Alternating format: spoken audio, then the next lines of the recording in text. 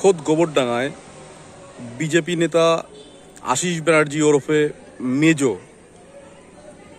তার নামে পোস্টার পড়ল গোবরডাঙ্গায়। তারই কিছু চিত্র আপনাদের দেখাচ্ছি।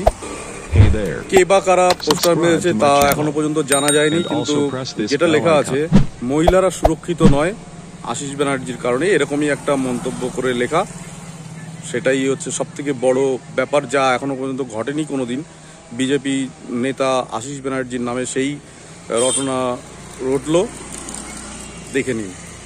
আসুন আপনাদেরকে দেখাই একটা চাঞ্চল্যকর জিনিস। আমরা গোবরডাঙ্গা কলেজের পাশেই দেয়ালে আছে, সেই দেয়ালে লেখা আছে, কি দেখাচ্ছি আপনাদের।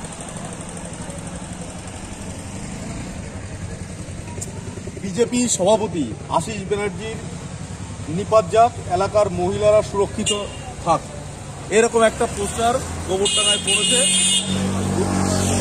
নিঘণ্ট, ভোটের নিঘণ্ট ঘোষণার হওয়ার পরপরই একটা পোস্টার কলেজের দেয়ালে পড়েছে গোবরডাঙ্গায় দাবি উঠেছে আশিস ব্যানার্জি যে মহিলাদের কটূক্তি করে, এরকমভাবেও পোস্টার পড়েছে।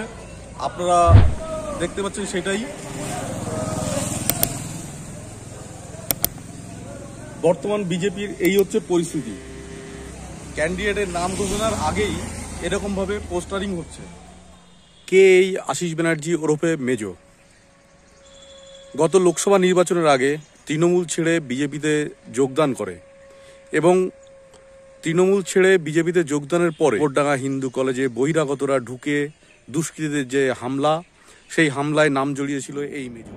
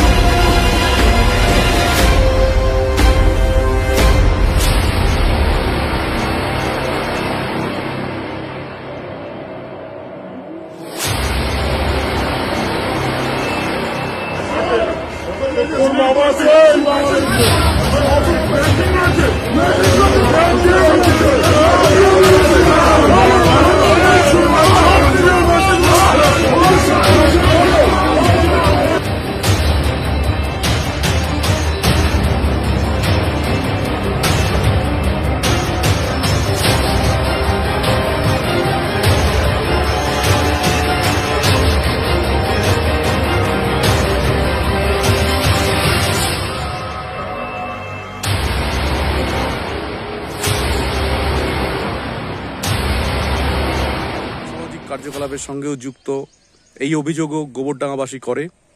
সেই মেজর বিরুদ্ধে আজকে প্রতিবাদে সরব হয়েছে